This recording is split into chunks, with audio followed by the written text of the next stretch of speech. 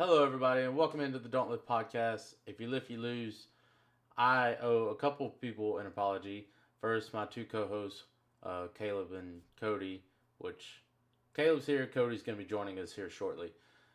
But I messed up last week and had some of my settings muted and didn't realize it. So the podcast, if you listened to it last week, it was kind of messed up. So I apologize for that, and I also apologize for us being a day behind this week.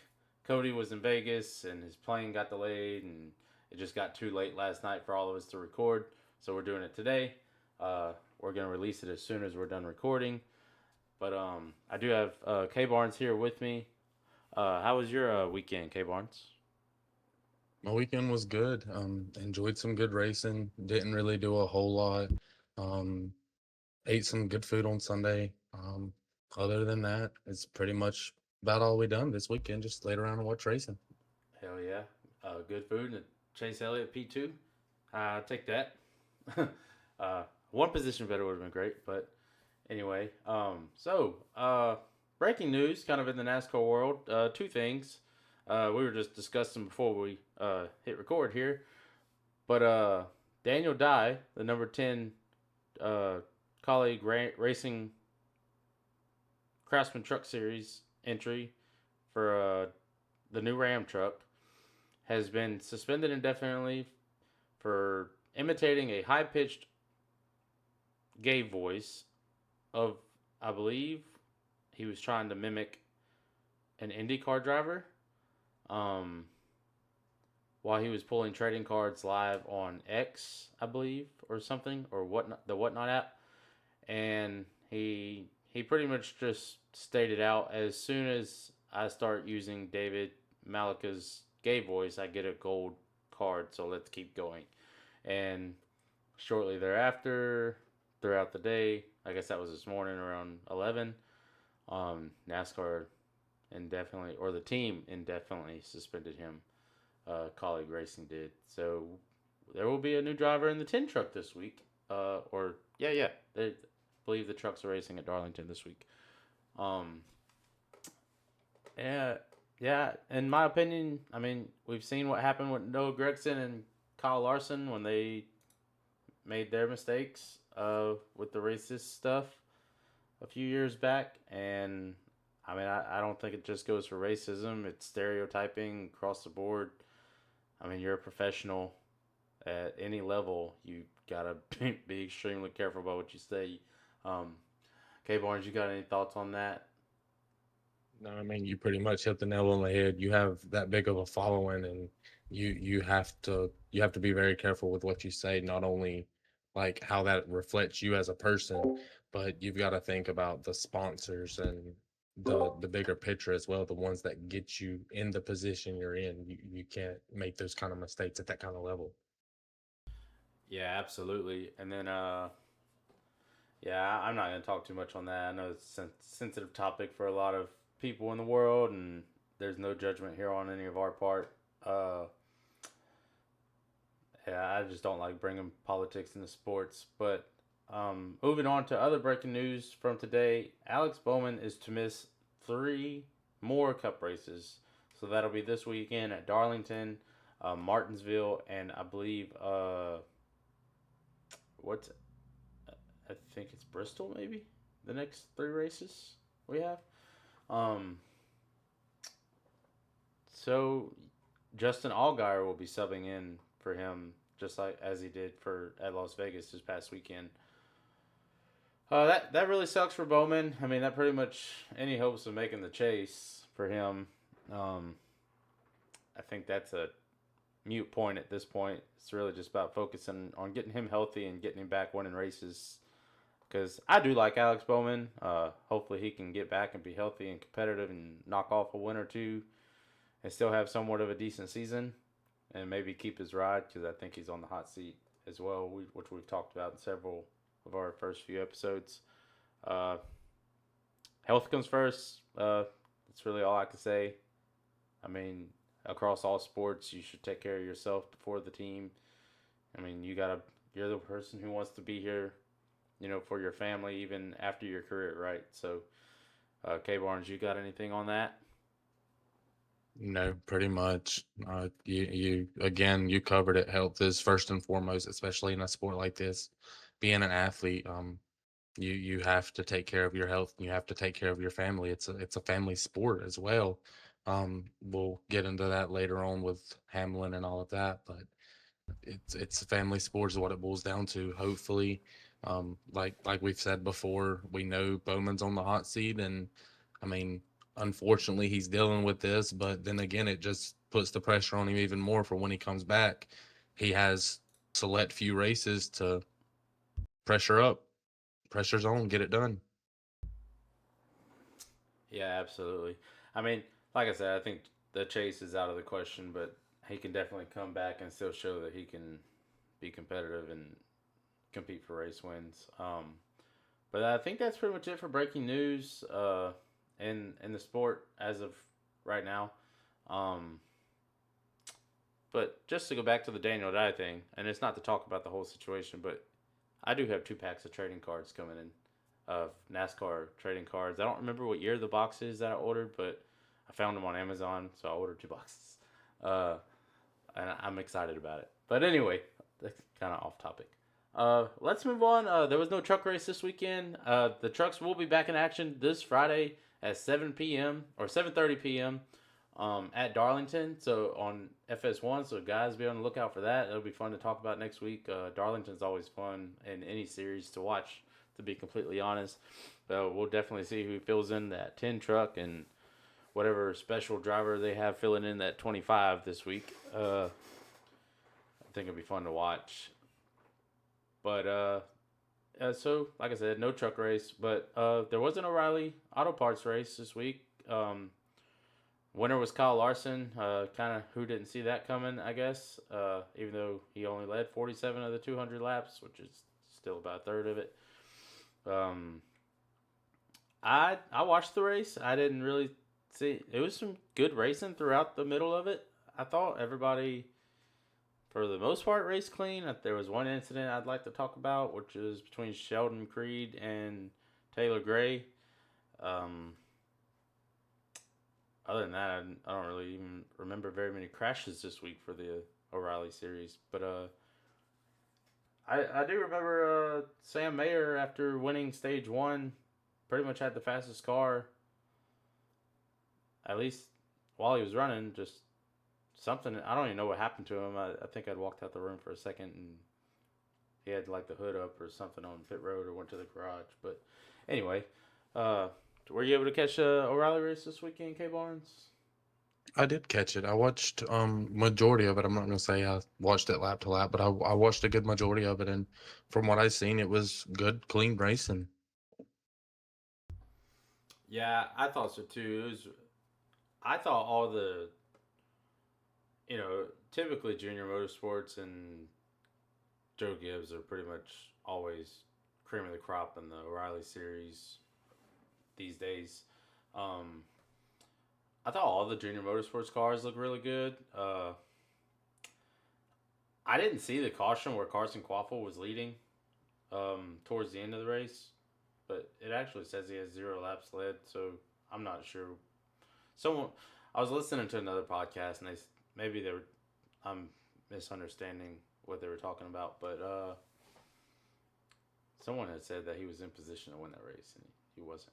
He didn't lead a single lap, but Corey Day ran really good. I think he's kind of cleaning up some of the mistakes we were talking about a few weeks ago.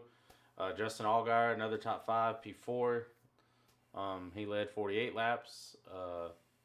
Sheldon Creed, another top three. Christopher Bell and Kyle Larson were 1 and 2 after, Cup guys running in the O'Reilly series. Go figure, being 1 and 2. But yeah, other than that, it was a pretty normal race.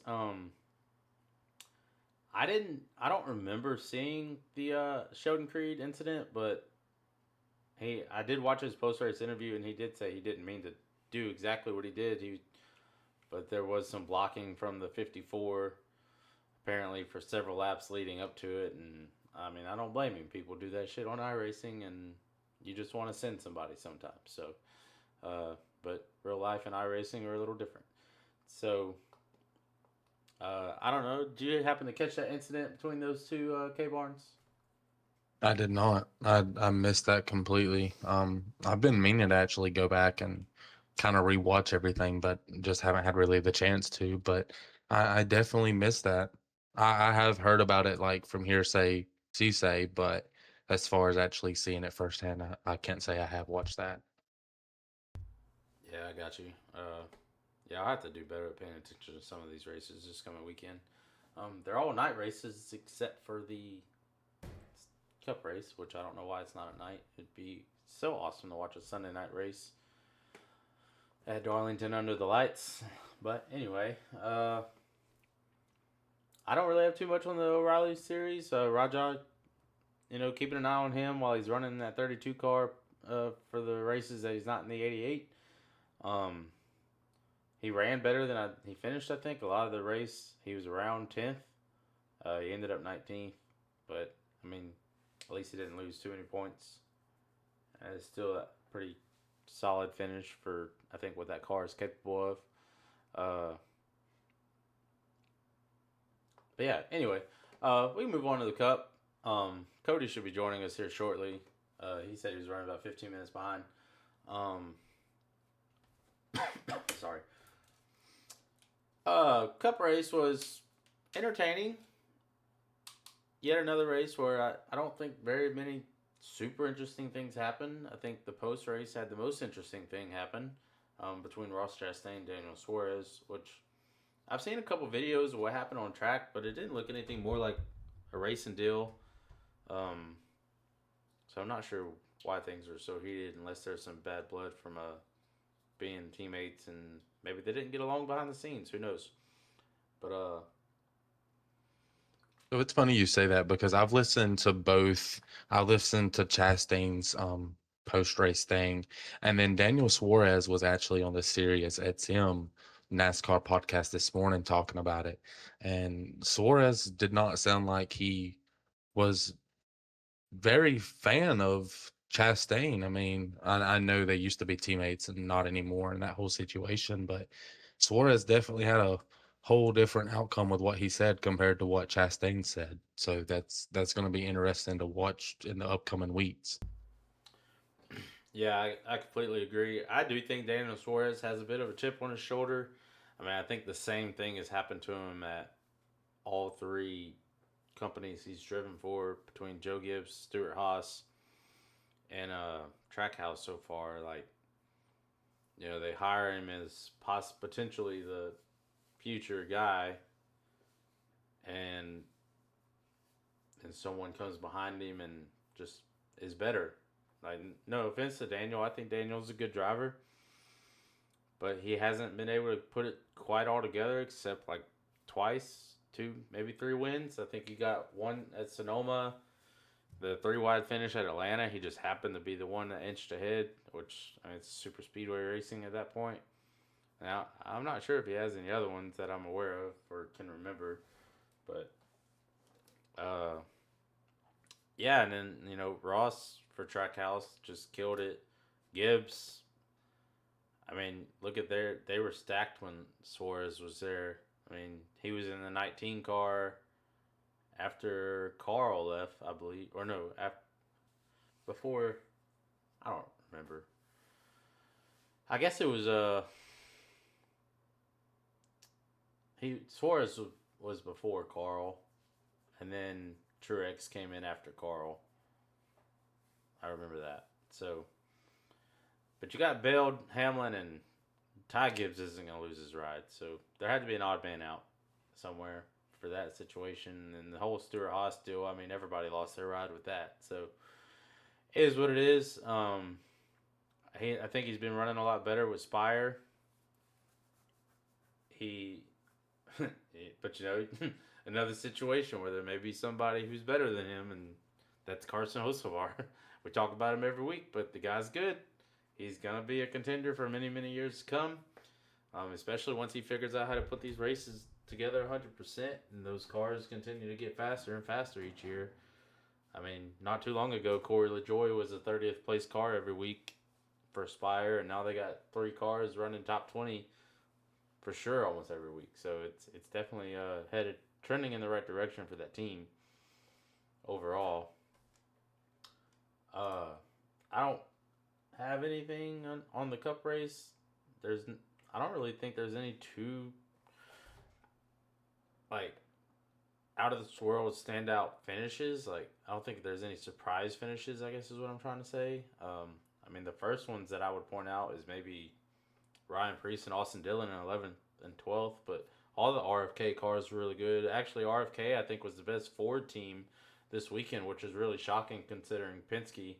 Um, what do you think about that, K Barnes? You have anything on Penske missing it this weekend? Like your thoughts on that? I mean, even Blaney finished 16th. That was very surprising. I did not have that one circled. I mean, I was figuring Penske was going to come in here again, just like last week, and put up a fight in Vegas. But I mean, you said a couple weeks ago on the show that RFK, when they run together and they run good, and they proved it this week. Yeah, and I believe last week, I know we already talked about it, but part of it was missing from the broadcast. I think they finished wherever they finished. It was like, for example, 10th, 11th, 12th. Like it was boom, boom, boom. They were right next to each other. After I said that 2 weeks ago, but yeah, that was very shocking. I mean, you could tell they were struggling even in practice. They were getting past and qualifying. They were not fast at all. I don't think Blaney was the best qualifier of the bunch, and he qualified sixth, which isn't bad at all. But yeah, very shocking. I think they'll get it right for Darlington. Hey, our boy Cody. Hey, hey, how's it going? How's it going, man? We just started talking about the Cup race. We were kind of touching on I was just mentioning how there wasn't any real surprise finishers in my book. I pointed out that the two I thought were the most surprising as far as the highest up in the results was Ryan Preece and Austin Dillon in 11th and 12th. But then we were also talking about the RFK Fords being the best Ford team over the weekend. Penske struggled a bit, and Dude, I was so surprised that Penske struggled the way they did, like from practice, and then even in the race. Like I was very surprised because last week I was on here talking about how Penske was going to do great. I think like the last 2 weeks I was probably on here talking about how Penske was going to do great at like Phoenix and then Vegas, and they they let me down. I mean, I'm not mad. I'm not a Penske fan by any means, so yeah, no, I'm not a Penske fan either. Or I'm a Chase fan through and through. It doesn't matter. He could go drive for Penske, and I'd be a Chase fan. I'm not team oriented as much as some people are. Uh, but I do like Blaney. Blaney's probably my third favorite each week behind Chase, my dad's favorite driver, which is Brad. And then, if not one of those two winning for mere his sake, I'd rather see Blaney over the rest of the field. But um, you're right though. Those RFK cars, man, they were fast. Freaking Chase, it took. I don't even know he could catch. Who I'm thinking, Ryan Preece in the 60. I feel like he would catch up to him a little bit, and then Ryan mhm. Preece would take off again, and I don't. He looked good. Yeah, I watched that on the in car several times. Busher also coming because Chase had to come up through the field several times, or one the original time and a second time due to a slow stop. But uh, Yeah. So what happened with that stop? I was at the race, so obviously it's yeah, you miss a lot whenever you're at the race. You don't know what's going on all the time. And they didn't say uh, anything on the scanner. I they came over the broadcast and like the announcers Kevin Harvick or somebody just said that they had a slow stop on the left rear.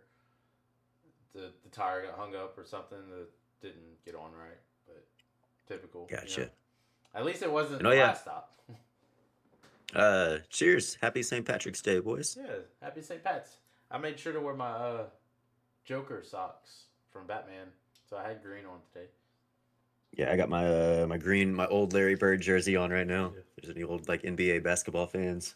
Now I have a green hoodie on. Does that count for anything? I'm in What was all. that? You said green what? I have a green hoodie on. That's That about it counts. though. You It won't get counts. pinched. You're safe. Well, I'm home alone, the safety of my home, and it's all locked up, so I'm in all black Saints gear right now. But uh, No green. Did you never watch WWE? You know, like Hornswoggle's probably like living under your bed right now. He's gonna come out and get you for not wearing green. I'll take my chances. I won't be going to bed for a while, but even though I should. But yeah, anyway, Cody, how was Vegas? Since you brought it Dude, up, we had a blast. So much fun. We got there super late Friday night and just kind of hung out like on Fremont Street Friday.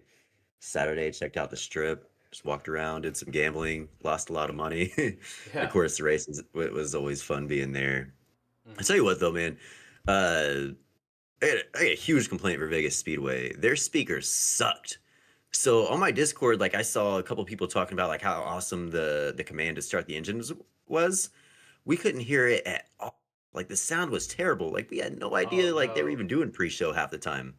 that So huge black flag to I almost said Texas Vegas Motor Speedway. I like that you went with black flag and not red flag, like traditional saying. Like you did it race analysis way. Um, yeah, well, that's pretty cool. I'm glad you got to check out parts of the city too. I went once. I think I was 21 or 22. It was like our last family vacation before me and my sisters got, you know, too old and into our own lives with our parents. We had taken a trip to California, and on the way back through, we left like a day or two early and went through Vegas, and it was really cool. I'd love to go back now that I mean, almost 15 years later from that moment. But Let's yeah, make it happen. I try to go every spring. I don't know, it's a really cool place. Like I'm yeah, a huge fan of, actually getting out and going to the track. I recommend that to everybody if you're a race fan or a NASCAR fan or even yeah, interested at all. Like definitely just get out to the track. It's so different just being there. But then of course Vegas, you get I call it like I stole this term from somebody else, but a destination race, right? So it's not just going to the race. Like you get a whole like a whole an vacation out of it. experience. Yeah, yeah, Yeah. absolutely. I do plan on. I think the only race I may try to make this year, just because, you know, personal finances and stuff. But probably just gonna be Texas. I mean, it's the closest track to me, and I can make that trip in a day and then come home after it. Oh, no Atlanta this year? Yeah, probably not unless it's gonna be the my dad is gonna be on a blackout month for his Ah, job. He's gonna be on a turnaround. So, uh, not that I couldn't go without him, but longer trips like that, me and him normally make together. Because I don't, other than like you two, the people I've met through iRacing and streaming iRacing through TikTok and stuff, I don't have, but I think one local NASCAR friend that I work with. Uh, so, and we both can't really take off at the same time too much. It's very hard to get off at the same time. So, we're gonna. I believe me and Fusebox are gonna try to make a day trip to Texas. It's only about six hours or so from us. So we'll just leave early, get there, watch the race, and drive home. have you been to Texas before? Several. For the race? Not since the new configuration. Last time I was there was 2019 before COVID. Me and my dad knew a guy that had weekend campground passes, and my dad has a buddy who had the camper, so we would normally go for the entire weekend. We'd watch trucks. O'Reilly now used to be Xfinity, and Cup cars, and we'd come home on Monday, uh, which was always a really good time. It was almost like 10 years in a row, and then when COVID hit, the guy lost the tickets somehow. Uh, I guess he just sold them because there was no fans that year, if y'all remember. Um, Yeah, that was a weird year. yeah, it was for around the world. Yeah. You know what sucks too? Like ever since then, it's just like nothing ever went back to the same, right? And I'm speaking as in like NASCAR terms, even. So like we Oh don't yeah, get like it definitely all the changed the practice world. that we used to get. Like I hate it. There's no more. I don't know. I really enjoyed practice. Like Well, not to get too far off the topic of the Cup race, but let's just talk in a NASCAR sense. You hit it.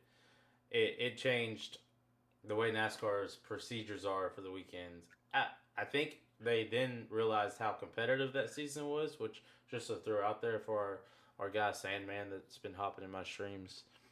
Chase Elliott won the championship that year, and it was not fabricated. Anyway, I'm so glad you brought that up. Props to you. Props but to you for that one. yeah, but it's just good fun. But yeah, COVID changed a lot around the world. I mean, there's people that work from home now. NASCAR doesn't practice as much. It's all different. Like Zoom wasn't a thing before that I remember. So anyway, uh, let's move back on to the Cup race. So you were there, Cody. How was it from the stands? Like just watching the race in general. It was fun. So it, it's a little different for me whenever I go to races because I'm such a huge Chase Elliott fan. When I'm there, like my eyes are pretty much glued on the nine, like the entire race. So I'll be honest, I miss a lot of the other stuff going on. Like I had no idea Suarez and Chastain got into it. Um, there's at one point I think I saw a replay like the 48 hit the wall. I had no idea that happened. Almost missed the one caution that we had. Seriously, I'm like that. I'm like that Yeah. fixated on Chase the whole time. But Uh, it was a blast, man. Speaking of the one Fun to caution, it watch. was a really clean race. Even the me and K Barnes kind of touched on the Suarez and uh, Chastain deal. I I went back and kind of watched some of the in car stuff. They had a couple replays post race of what it could have been. No one really could tell. Like there was one moment where they were three wide. Sorry, excuse me. Uh, I think Chastain was on the bottom. Suarez was middle, and there was another car. I don't even know who it was on the far outside, the third car, and they all kind of came together at one point. Um, and there was really some minor contact. If you remember last year, I think it was Iowa. Uh, Kyle Larson and Chase Elliott kind of rubbed on the front stretch. Um, it was about like that, if not even less than what that was at that race. Uh, and then post race, Chastain, Suarez pulled up on the side of him and like put his hand out the window. I think Suarez said in a interview, I think K Barnes mentioned it, his interview with Sirius XM or something this morning. Um, Said he was putting his hand out the window to try to apologize about something on the racetrack, and then Suarez came up on his side and just kind of like door banged him, and then they got into it on pit road after the race a little bit. But yeah, I'm wondering. I'm I'm not wondering if sure. Suarez left on like pretty bad terms. I feel like because what he got into it with SVG. Was it Daytona or maybe Atlanta? I don't know. Something happened. SVG wasn't too happy with him. And then this, and then I just know at some point last year, like Suarez's wife had posted something like I don't know if it was a tweet or Instagram, like complaining about she was like pretty good finish for secondhand equipment, and then they made her delete it real quick. Oh So wow, I'm thinking something happened with him in Trackhouse. yeah. I remember that thing with SVG. He was actually shocked. The reporter was telling him that Daniel was mad about something, and SVG was like, "I don't know what I did." Was kind of just clueless. Uh, K Barnes, do you have anything to add to the Chastain Suarez? I know we kind of touched on it earlier, but No, I mean, I really don't think so. I know, like, even at the clash at Bowman Gray this year, Suarez was on, like, he has been aggressive, and it's been crazy. But like some of the comments he said today on the Sirius XM podcast, he was like, to punch him and put him on the ground, it was going to cost me $50,000. Um, and then he said the sponsors never like that. The sponsors like exposure, but they don't like bad media and bad PR. And then he ended with, if I want to fight Ross and he knows this, he's not going to last 5 seconds. So what am I going to gain from that? So it's going to, like I said, it's going to be very curious to see what comes of that in the upcoming weeks. Yeah, see, I love it. I'm all for the drama in NASCAR, and this is what the sport needs. I know not everybody is a fan of it. I get it. But also on the other side, you got a lot of people like me who are a fan of the drama and they love it. Like it's I don't want to say it's like WWE, but it's borderline WWE sometimes, right? I don't Man, know. we've I seen love it it. all. And like growing up watching NASCAR, I mean, it wasn't nothing for Tony Stewart to get out and beat somebody. I mean, it Right? needs that back now. I love like that's why again I'm not a host fire fan, but like I love that he's aggressive and I love that he's willing to use that bumper and maybe piss somebody off and maybe start a fight. We need it. Like Yeah. let's go back to I don't know what 2021 or 2022 when like I think Harvick and Chase were getting into it. Like those 3 or 4 weeks in NASCAR were so much fun. Like it started at Yeah. Bristol and then like you were tuning in every Sunday to see who's gonna get their It payback, carried. and then it all led up to that road race at the Roval. Yep, carried on to the Roval, and then But you had the Denny and Chastain thing for a while there. They yep. they couldn't get away from each other.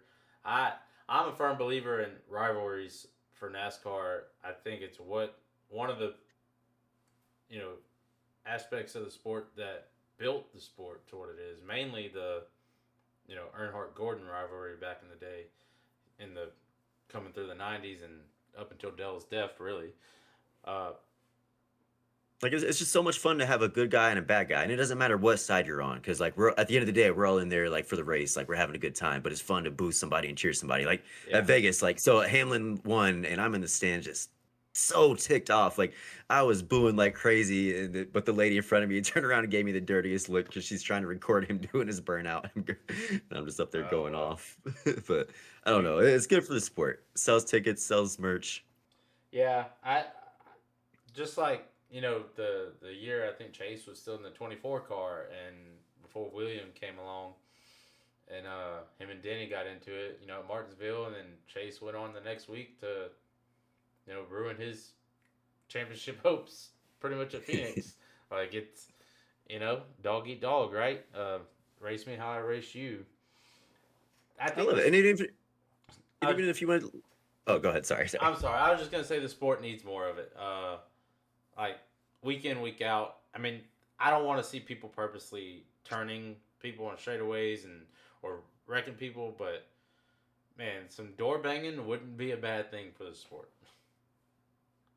Yeah, and then it kind of makes short tracks more interesting, right? Because then you look forward, like, oh, we got Bristol in a couple weeks. That's going to be a good, easy track for somebody to get some payback. So then you're hyped up for Bristol. Yeah. Back to back short tracks. We have Darlington this week, which is not a short track by any means, but it's very close quarters racing with the way that track layout is. And then we have Martinsville, Bristol, and then we go to Talladega. So yeah. Yeah, it's not a good time to piss somebody off right now. No, it's not. But yeah, K-Barnes, you got anything on rivalries, man? What do you think they do for the sport? I stand firm with you. I mean, speaking on the NASCAR side, I mean, fans love it. I'm one of them. Like, it don't matter what kind of racing you go to. I mean, your local dirt track, your local short track. For example, Bowman Gray is a prime example of their weekly series for us. It's every week there's somebody jumping through somebody's windshield or pulling them out of their car, throwing their helmet at them. I mean, it makes great content. It makes great sales merch, like Cody said. It's great all around for any kind of sport, really. So I say bring it on. Let them, if two drivers have it, and let them settle their differences and move on about the day. They're grown men. Let them go at it. Absolutely. And they know like where the line is too. Like they all know like not to go out there and turn somebody at Daytona, and like they're all professionals about it. So let them go. Yep, I agree. They need to bring back boys have at it. But anyway, let's I'm gonna call out top 5 results. Obviously Denny Hamlin was our winner. Chase Elliott P2, William Byron P3, Christopher Bell and Ty Gibbs. I'll go ahead and do the top 10. Then we had Chris Buescher, Kyle Larson, P7. Chase Briscoe came back to a P8 after I'm gonna bring something up about him that I don't know if y'all heard. Bubba Wallace and Brad Keselowski rounded out top 10. So I'm gonna start at Briscoe. I think Brad and Bubba, respectable finishes. Not much on that. They ran good. There they are. Chase Briscoe, speeding penalty. He came back from to finish P8. But the funny part about this, him getting a speeding penalty during the race, did y'all hear that he got a speeding ticket on the way to the racetrack that day? No, I didn't hear that one. I seen that. They were talking about it during the broadcast of the race, how he made a post on Instagram, and it was like very comical to me. I mean, I hate it for his wallet because I wouldn't want that, but I mean, it's pretty comical that you get it off the track and then you go on the track and get the same thing. Yeah, like I mean, I get you're ready to go fast, bro, but you gotta slow down at least in the street car. Yeah, I just thought that was kind of funny because getting a ticket on the way to your job, it's as if we get a ticket going to work every day or something. He's going to drive fast for a living and gets a ticket doing so. But I just thought it was kind of funny. The other thing I wanted to touch on about the top 10, two in the top 5 actually, is Hendrick Motorsports with the new Chevy body. Even Austin Dillon in 12th. That's your Man, four top finishing Chevrolets. I don't think the new body's going to be a problem. I think it's only going to get better throughout the season. But go ahead, Cody. Sorry about that. No, like I was seriously just thinking the same thing. I'm sitting here looking at this list, and I mean, even at the race when it was over, I had this conversation with my brother, and seriously, other than Hendrick, Chevy's in trouble. Yeah, yeah. I think Trackhouse is a little off, to be honest, and then you have Spire, but I mean, Yeah, 24th, 25th, 26th, 27th. Those are all Chevys. yeah, and they're. I mean, I don't want to say like 32nd, they're 33rd, they're not Hendrick 35th. Motorsports. Like, I mean, you could safely say RCR is still the second best Chevy team out there. So, and that they struggle. I mean, Austin Dillon was 12th. That's good for him, I guess. I'm not a big Austin Dillon fan. I don't think Nah. he should.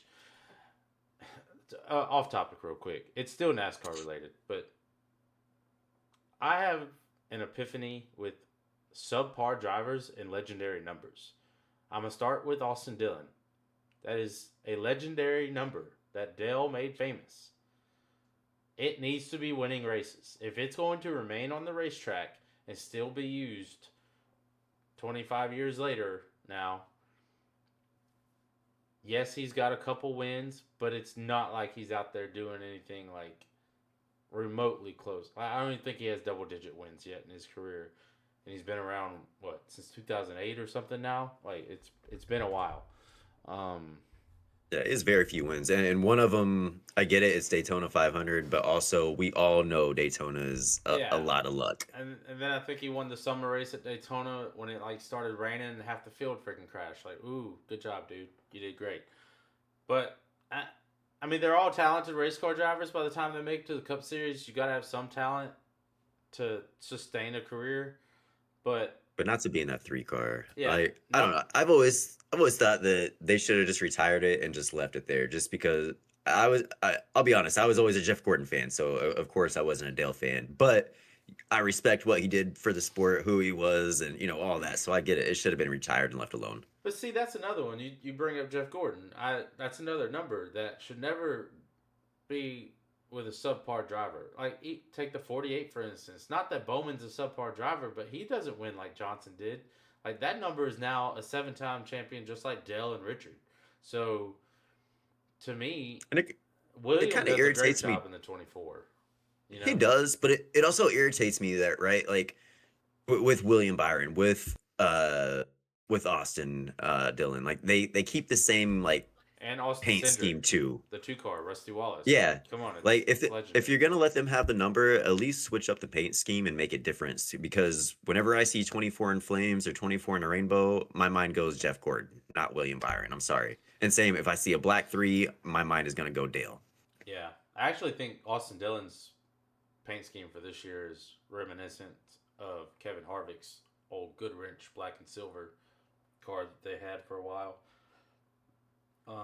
K-Barnes, you got anything on that? Like with the legendary numbers and subpar drivers? Like, that's just something I personally feel. I'm not knocking those guys. I'm sure they're great people, just in general, outside of the race car. But that is just my opinion of that within the sport. I agree with you on the Austin Dillon paint scheme looking like Kevin Harvick's. I know when they rolled it out, I was like, that's exactly what that reminds me of. But on the numbers, I'm an outcast here. I was a Dale fan, senior and junior, through and through. And I mean, sorry, Cody, but it was either you loved Earnhardt and hated Gordon, or you loved Gordon and hated Earnhardt. So I'm glad we kind of have that rivalry between us also. But yeah, I mean, Austin Dillon, they should retire the number 3. I mean, I get the situation and everything. But like you said, even if it's still going to be on track, it needs to be winning races and performing to what it was capable of back then. I mean, kids nowadays that don't know anything about Earnhardt Sr. or anything like that, they're going to be like, oh, well, the three's Austin Dillon. No, the three's a lot more than Austin Dillon. Same thing, like you said, with Gordon in the 24, Jimmy Johnson in the 48. I mean, you got to have, if you're going to keep those numbers after being up front for so many years back in the day, you got to have drivers in them that can do the same thing. Yeah, I completely agree.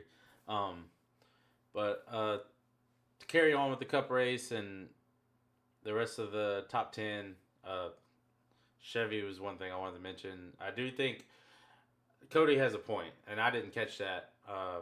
The rest of the Chevrolets outside of Hendrick Motorsports, I believe, is in trouble um, as far as this new body and finding the balance. Now, maybe they get some info, maybe not all the info, because who wants to go have them beat, you know, Hendrick every week? But I definitely think, you know, as per usual, each year in, year out, Hendrick Motorsports is going to be the top Chevy team.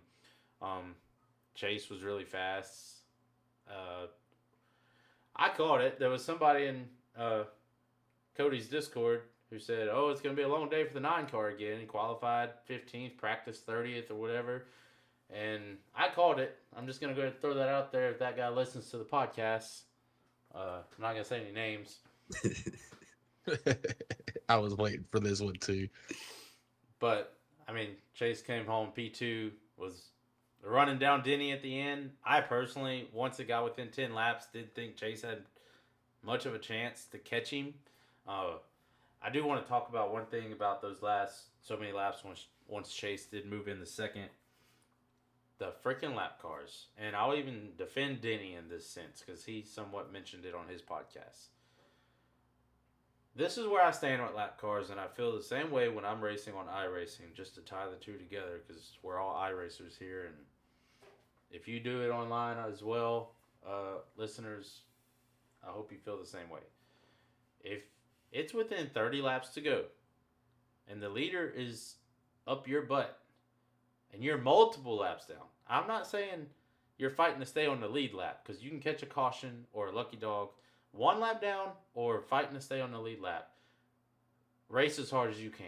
But if you're 2 or more laps down within 30 laps to go, you have 0 shot at doing anything but maybe getting 1 lap back with a wave around at some point in that 30 lap period. And that's So can I ask you this? A yellow comes out. Yeah, go ahead. So what if it's your teammate? Your teammate's 5 laps down, you're in second, got a good little distance, but maybe if you can slow him up, it might change the outcome of the race. Are you cool with that? I think So that's Byron slows up? So like you're saying is it, let's for example of what you're saying, William Byron's 5 laps down, races Denny really hard so Chase can catch him. I think at that point NASCAR could look at it and, you know, Denny could get out his car and say race manipulation. Now, is it? No.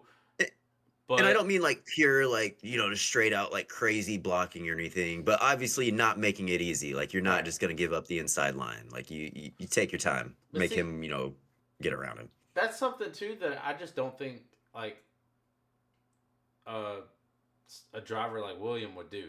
Like this was Ty Dillon and Cody Ware, two guys. Yeah, and I don't mean anybody in spirit. I'm just saying that as an example. You know, it's just another Hendrick. I'm just trying to say another Hendrick driver, just because, you know, if it's Chase in second, will it make a difference for you since you're a fan, or in general, do you hate, you know, when anybody does that?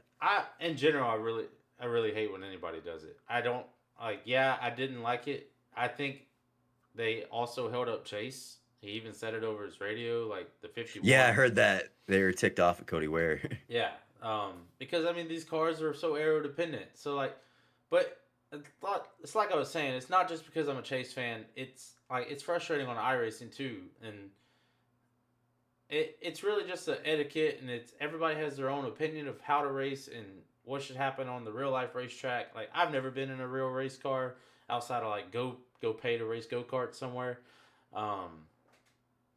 But like, dude, there's 30 laps to go. This is a professional sport. you're 3 to 4.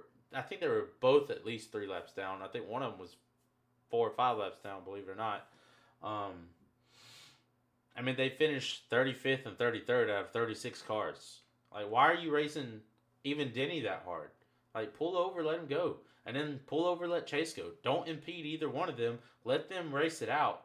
And just, I don't, lap cars or not, it is in my opinion that Chase was, even if he would have caught Denny, he wasn't going to get around him in the amount of time he had left. I think Chase waited too long to turn it up a notch to close the gap. In that last run.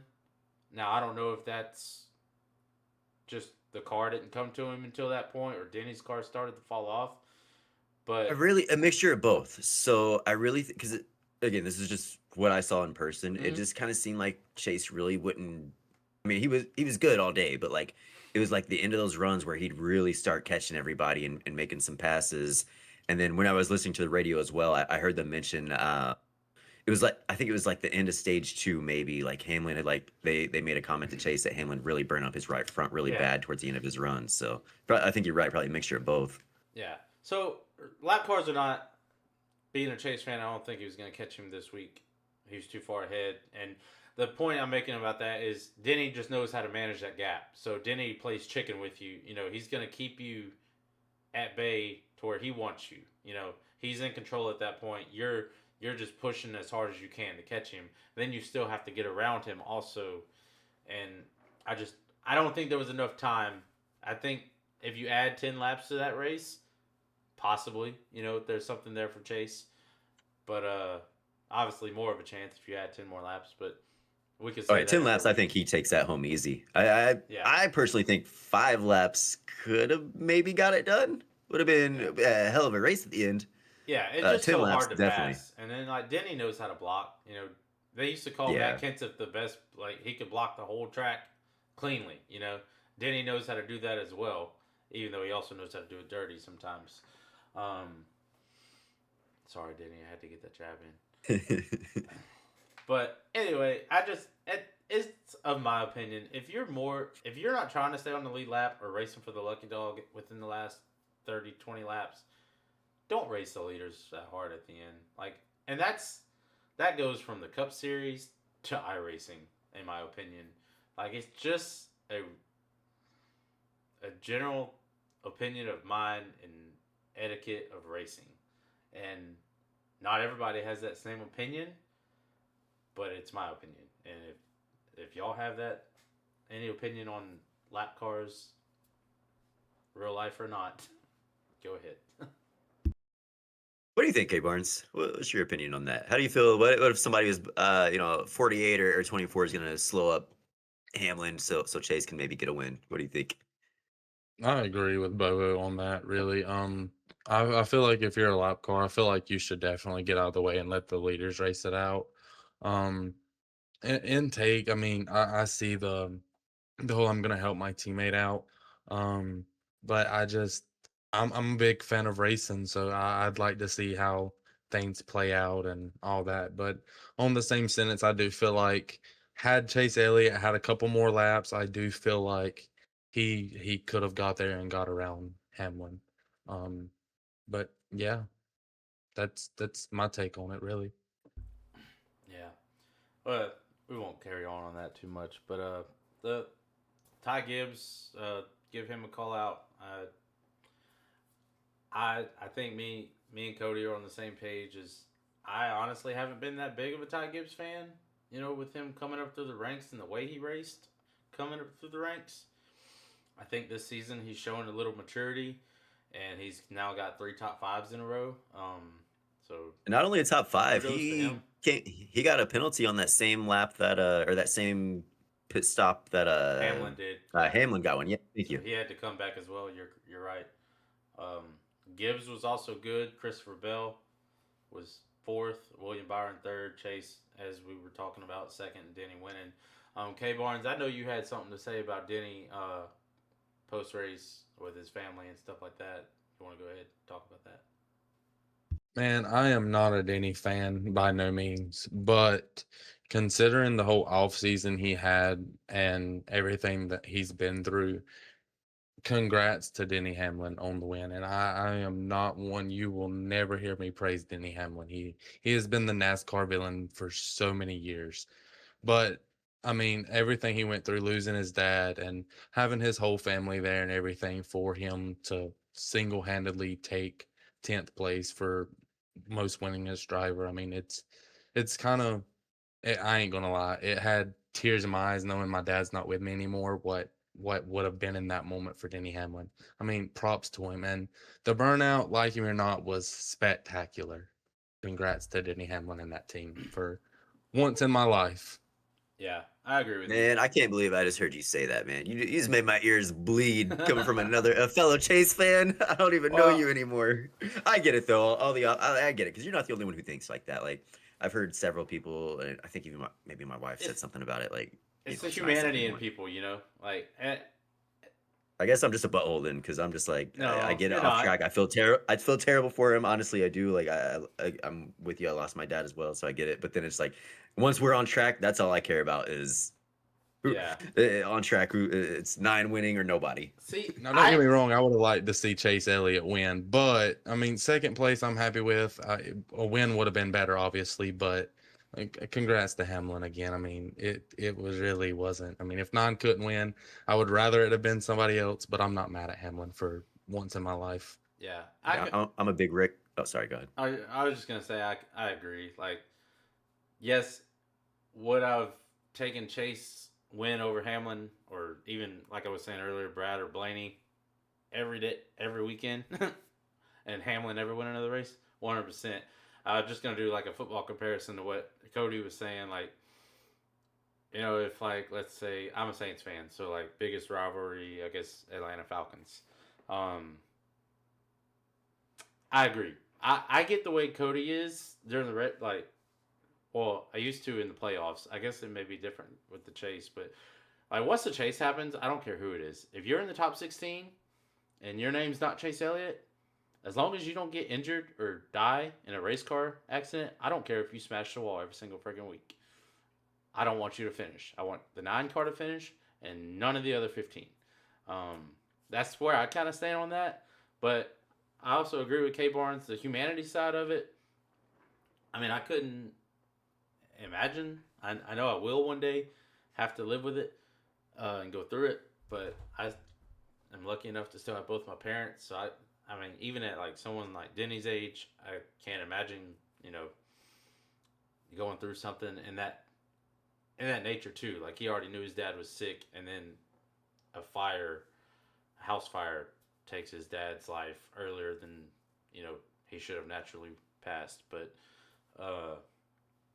yeah, and then to have his mom there and his kids, probably his little boy's getting, I don't know, got to be closing in over the summer on about a year, 1 year old. So kudos to him. I hope he doesn't win another race the rest of the season. He had his moment, and hopefully the 9 goes win every race that he doesn't. I'm with you. If you want to look at it that way, you want him to get his feel good moment for the year. Let that be it. I hope he never wins another race the rest of his life and he retires a loser. Yeah. Sorry, I'm just not a Hamlin fan. But yeah, I don't really have anything else on the Cup race. It was it was a good race. I think we touched on anything happening. Cody, we did touch on some breaking news. I don't know if you have any opinion on it. The whole Daniel Dye incident, when he was live on X this morning, pulling trading cards, he mimicked like a gay person's voice. And No, I didn't hear anything about this. yeah. What? So, long story short, he mimicked, I guess, an IndyCar driver that has a certain type of voice. I guess sounds like that. I get it. I think I don't want to get too much into like the politics and stereotypes and stuff. Yeah, no. It's a touchy subject. Yeah. I get it. But anyway, just to speak on it on the NASCAR side and get your opinion on it before we move into our picks and betting stuff to round out the show. Daniel Dye is indefinitely suspended by colleague because his comments toward that community and the way he did it on his live. don't think. Yeah, look, if you want to look at my screen through the Discord, this little paragraph should fill you in right here. But also, I'm not sure if y'all or K Barnes knows because I talked to him about it earlier. But Alex Bowman is now out for the next 3 races: Darlington, Martinsville, and Bristol. And Justin Allgaier will be filling in. I just wanted to see if you had any opinions on that before we moved on. This is my first time hearing about it. Again, it's a touchy subject. I know the world's obviously a different place now, but just whenever I grew up, you know, doing things like this, you didn't get canceled for it, and it was just kind of a laugh and move on thing. Is it right to do now? Obviously not. We all know those kind of things will get you in trouble. I don't support doing that now. Obviously, we all know better now, but again, I grew up, it was a little bit different, so I don't want to ruin somebody's career over it, but just it's kind of funny. You think they would learn better by now, especially after what happened to Larson back in 2020, 2021. Yeah. That's what me and K Barnes kind of spoke on, like you, and then the whole Noah Gregson thing with I think he put some posts about George Floyd, that whole deal. Yeah, like he liked a post or something about it. Just again, nonsense. This one, it doesn't necessarily bother me. I'm not gonna end the guy's career over it, but I get it. The world's different now. You got to make better decisions. You can't do stuff like that. We all know we stream. You can't do silly stuff like that. But it's just funny. People still get in trouble for it. Like you think they'd learn, but well, I think it's being a professional, like in a high. I don't know how the words I'm looking for to say it. Like it's like you have a platform, right? Like we all go to work, a daily job every day. We come home and we stream. We try to make something of it, have some fun with it, and all the things. But we're even at like that level of I guess stardom is what you can call it, which is a very low level of stardom compared to the Truck Series. We're very careful about what we say on the internet. Someone in his position, it doesn't matter if up and coming star, you have to be careful about what you say. You just have to be very careful. Like you have so much of the line, like all that sponsorship money, like and especially at the lower levels, right? Like I saw an interview one time, and we may have even talked about this on the podcast. If we did, I apologize. But like Joey Logano said that like he almost has to pay it. Like it costs him to run like a truck or run an Xfinity car, like almost like $100,000, and he's one of the top guys in Cup.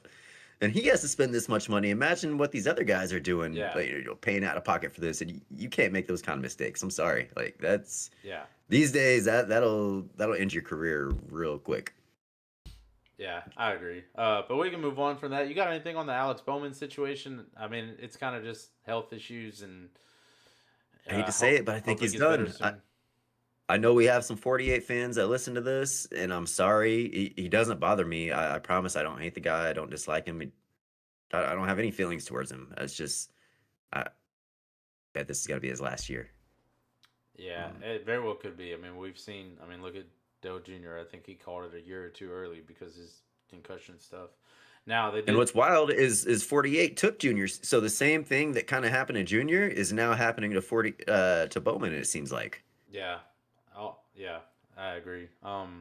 Although they did, at least I think throughout the weekend, they had mentioned over, the broadcast, qualifying, and all that, and the race itself, that they don't believe his vertigo issue is due to prior concussions. So, who knows? But anyway, we that was kind of the breaking news. We talked about it at the beginning of the show before you got here. Do y'all want to move on to our picks? Let's do it. For the week. Let's do it. I have the odds on the screen as well. Let me pull up the Excel sheet so I can log our picks as we go. I'll be honest. How did I do Vegas? I wasn't even able to get my bets in. So I remembered that I needed to put my bets in when we were at the track, but I'm sure you know once you're at the track, like service sucks half the time. So I was trying to get to load and I couldn't get anything in. Well, it looks like K Barnes went with Kyle Busch. Sorry, buddy, but he did not finish all that great. He finished. Man, Bush 28th. was out to lunch. Like No, the but my only top 5 and top 10 hit, even though it don't matter. I'm still proud of that. I mean, I'm holding that still a little bit. no, hey, that's a win. Uh, Take it, man. Take it Yeah. and brag. Cody, you got let's see, where's Logano? I knew he wasn't that far Oh, down. good lord. 15. You said Logano. I knew I was in trouble. I had Bubba Wallace, so I got win number 2. So I've now officially tied K Barnes for that. So yay. Well, let's see. I don't know. I'll figure that out later. But anyway, so I guess how have we been doing it? Is whoever win pick first for the week? Is that what we were doing? Yeah, that's what I we think done so, last week. yeah. I'm pretty sure. Okay, so we're at Darlington this week. Man, I got pick this week. So yeah, you'll pick, I guess, second, yeah, and then K Barnes. Dang you, Joey Logano. Screwing my pick order up. Just another reason to hate 22 if you don't hate him enough already. He screws up your pick orders. Right? Man, I think I'm gonna go ahead and I don't want to burn a pick necessarily, but let's see, I have 6, 97, 20, and 23 already taken. And we don't get a reset till the chase. We'll reset at the chase, guys. So just keep that in mind when you're picking. So you really only need 26. I'm gonna go with. I hate to do it, but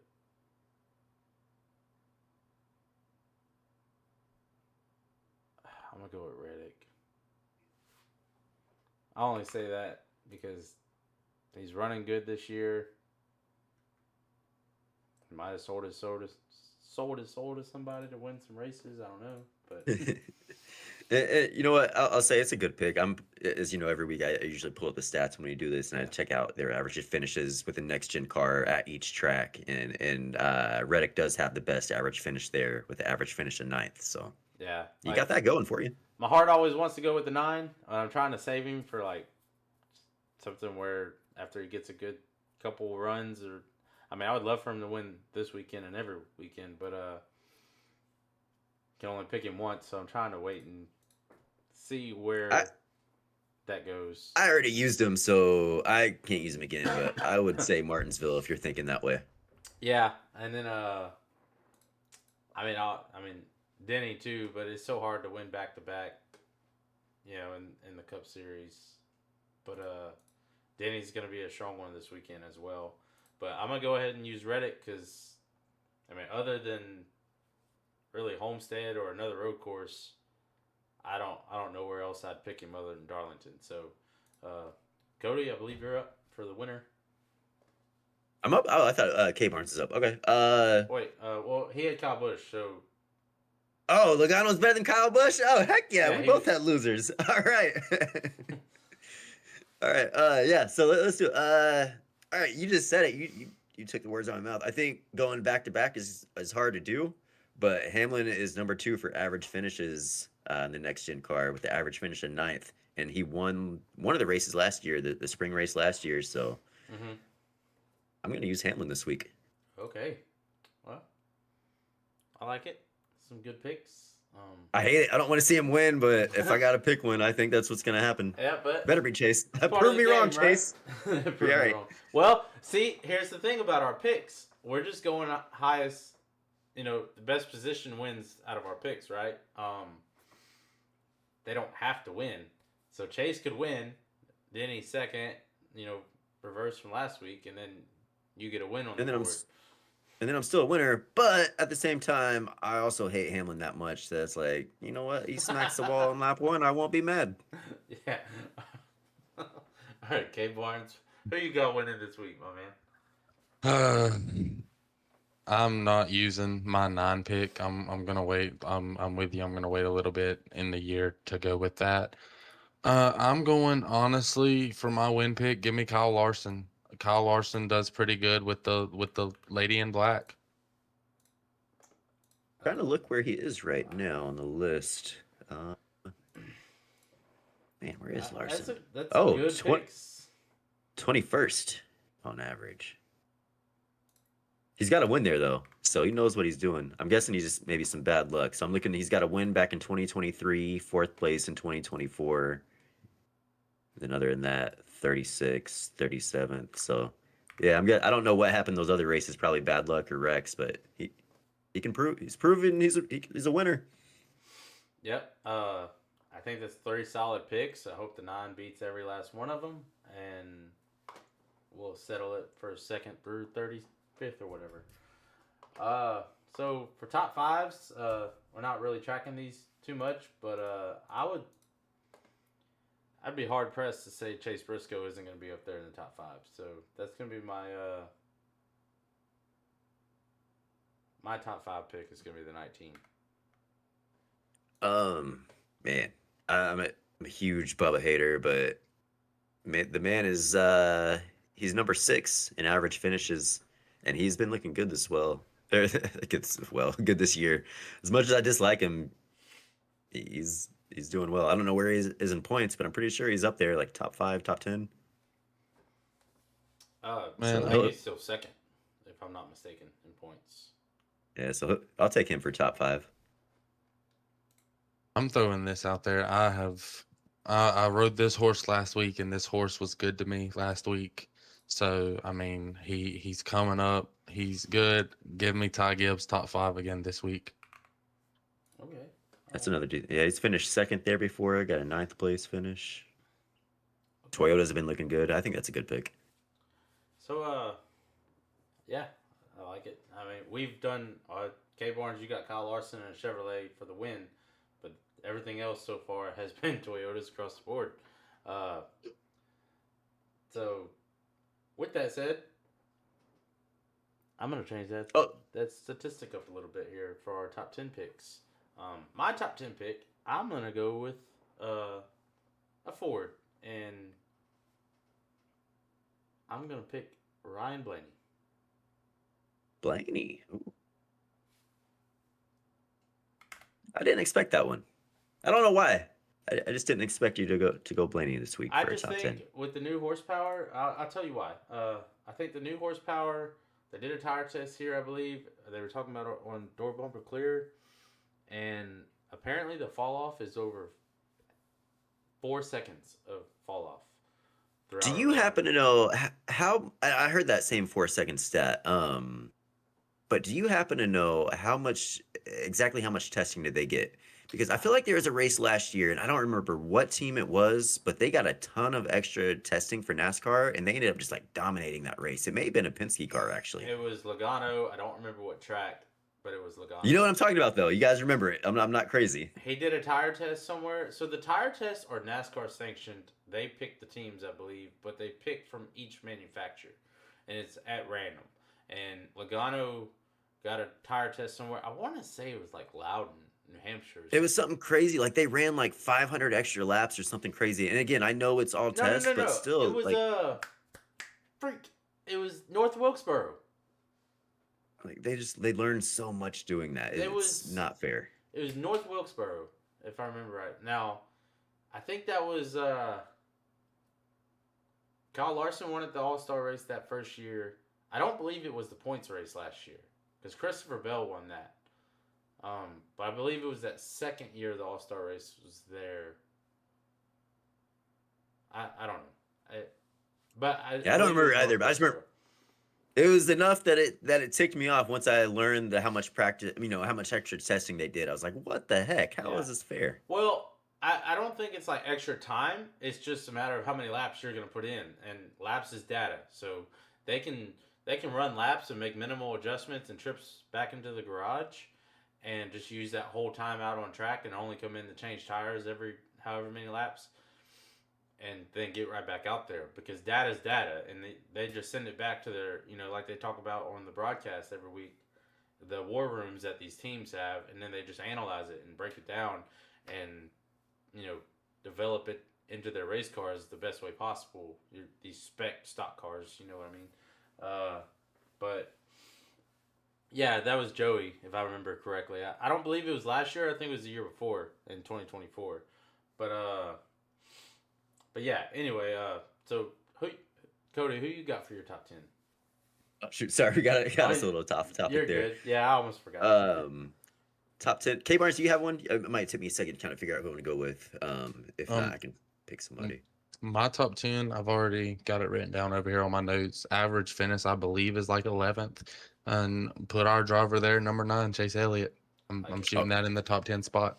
Hey, I think that's almost guaranteed, man. And he's 7th, even better than 11th. So there you go. So I want to point out something. Everybody, and this is about Chase, and I only say this because someone like that guy in your Discord that I was right about that I mentioned earlier, and even analysts and things on TV, and this is me paying attention to Chase because he's my favorite driver. This isn't to just, brag about him nonstop. Chase at Vegas has ran good. He has had incidents that have hurt his average finish or like engine expired, bad pit stop, something of the sort has hurt his finishes at Vegas. I want to point out 2 races that I actually think Chase would have won at Darlington. There was the year of COVID when they came back racing. They raced at Darlington like twice. One of those 2 races he was going to win, and Kyle Busch misjudged getting back in line. That's when Chase got out of his car and flipped Kyle Busch the bird, if y'all remember that. That was 2020. Another race, when Hendrick Motorsports did the throwbacks to Jimmy Johnson, they all ran that like bright lime highlighter number. Chase Elliott was passing Martin Truex for the lead, and Truex essentially just overdrove the corner and doored him and ruined both their races, if y'all remember that. That is 2 races at Darlington that, K Barnes just pointed out. I think you said 11th or something average finish, K Barnes, for our boy in the 9. That he 7th for overall finish average. Right. So that's 2 races that I personally feel like he would have won. I remember watching those races and those incidents happening. And his average finish is still that. So that's a hell of a pick. And now I'm not just saying that because I'm a Chase fan. Really, I think, and again, saying this same thing, not because I'm a Chase fan, he is seriously one of the most consistent drivers in the Cup Series. Like, you can probably bet on him to get a top 10 every week, and you're going to get your money back. Guaranteed. Like, he's so consistent. It doesn't matter what track he is, unless something goes wrong. Pit call. Yeah, unless Allen screws him or, a wreck or something out of his control, he's almost always a top 10 driver. Absolutely. And that's why I'm so glad that the Chase format's back, because technically, him being the most consistent driver, the stats prove it. But I feel like the championship should just fall directly in his lap. So hopefully that's the case. And like Bobo said earlier, Sandman, I hope he's listening. Hopefully he can't say Chase Elliott gets a fabricated championship. I'm going to throw that out there. I really need to go back and see what all was said, because I was so busy. We were on vacation. I don't mess with my phone. I missed a lot of stuff. I feel like I missed something. That was in one of my live streams, Friday or Saturday night over the weekend. K Barnes, Gracie, and Sandman, who joins the stream sometimes. He's a cool dude, but they were having some fun debating about Kyle Larson and Chase Elliott, who's been better over the last 5 years or so. It's actually fun to listen to. But anyway, yeah. But yeah, I hope he does good this weekend. You got your top 10 pick yet? Yeah. Let me. I just had it pulled up. Crap. Who was that? I'm so sorry. Oh, Chase Briscoe. So I feel like he qualifies well all the time, and he's got 2 wins there. He was a winner in the second race there in 2025, and then he also won the second race in 2024. So maybe it's just the thing that maybe he does well in the second race, not so good in the first race. I'll find out, but that's my pick for a top 10. Got you. Yep. I like it because that's my top 5 pick. So if you hit your top 10 and I hit my top 5, we're both going home winners. We're going to retire. Yeah. You guys won't even hear from us. We're just retiring, moving to some island. Just watch NASCAR every Sunday. iRace. Yeah. So just to kind of preview Darlington, that's our picks for the week. I just wanted to get y'all's opinions. I did mention it when I made the pick about one of my picks. I think it was Blaney because he's so good at saving tires. So is Chase and someone like Denny also. I think those three are honestly, come chase time, going to be the three over that last 10 weeks that fight for that championship. And I would even put Brad K up there, but I think I need to see more performance out of his car because those are the guys that can save their tires really well and not make too many mistakes throughout a race and get the best finishing position out of their cars. But I wanted y'all's opinion on, like we mentioned, the 4-second fall off with the extra horsepower and the package that they're going to be running at Darlington this week. So, how do y'all think that's going to change the racing at Darlington compared to what we've seen the last few years? I'm excited. I really am. I'm looking forward to it. The only thing that makes me nervous, I don't want a repeat of the fall Bristol race last year where tires were so terrible. I don't want that. But See, I always enjoy that. Like the first race that was like that at Bristol, like, and I think I enjoy it because someone like Chase and Denny and Brad, they end up towards the front, and they do, and I like it to a point, but I feel like it was just they little maybe much. crossed the line a little too much on that race. Maybe just a little less, just a hair. But to that point, it's also apparently very temperature based on like what the tires do. Like it's not the tire itself, like Goodyear making it differently. It's just the temperature outside and what the track temp is. K-Bones, you got anything? I'm excited. I'm ready to see what these next few weeks bring, and as far as racing goes, I'm really excited to see how it goes. Yep, I agree. It's gonna be a fun couple of weeks. We got Darlington, Martinsville, Bristol, Talladega, and then I think Kansas after that or something. But anyway, guys, this weekend is a triple header. Y'all don't forget Friday night trucks, Saturday night O'Reilly Auto Parts, and Sunday at 3 p.m. Eastern is the Cup race at Darlington for the. This is the Southern 500, right? Man, we should probably know this. It's the Well- Southern 500. I gotta look it up myself. Well, the only reason I say that and I'm questioning it is because they're calling it the Goodyear 400 this weekend, which would mean it's not 500 miles. So I think the fall race at Darlington is the Southern 500, which I knew that. Yes. So this is not the Southern 500. This is just the spring race at Darlington. This is normally throwback weekend, and then they do the Southern 500 later in the year when they come back. Am I correct on that? Yeah, you're correct. I fact Throwback checked you. weekend this weekend. Well, yeah, that's one more thing. They're not technically doing throwback weekend this weekend. Yeah, it's just But- like if you want to participate, Yes, right? Like, yeah, if you want to. Yeah, the Cookout Southern 500 is September 6th. So I'm sorry. It's not the Southern 500. It's not a Crown Jewel event, but it is still Darlington. Very historic racetrack. It's going to be very fun to watch. That's it for me, guys. I don't know if y'all have anything to add. But, I think I'm all good. yeah. Cody? no, I'm good. Right there with you. Looking forward to it. Yeah, well, I can't wait to talk to y'all next week. I feel like this was a very good episode, and we didn't mute our mic headphones this time like an idiot. That I take full responsibility for, Bobo. So y'all blame me, but I did apologize for that, Cody, at the beginning of the episode. I will say this is probably like one of my favorite parts of the year, like of the NASCAR season coming Yeah, up, like we're Bristol, Martinsville, Dega, Coke 600 not long after that. It's a good time. We're getting into the thick of it. But yeah, I hope you guys have a great week. I'm sure I'll talk to y'all at some points throughout the week in each other's streams and whatnot. But yeah, for our listeners, y'all stay full throttle. Remember, if you live, you lose. Everybody have a great week, and we will see y'all next week on the Don't Lift podcast. We're out.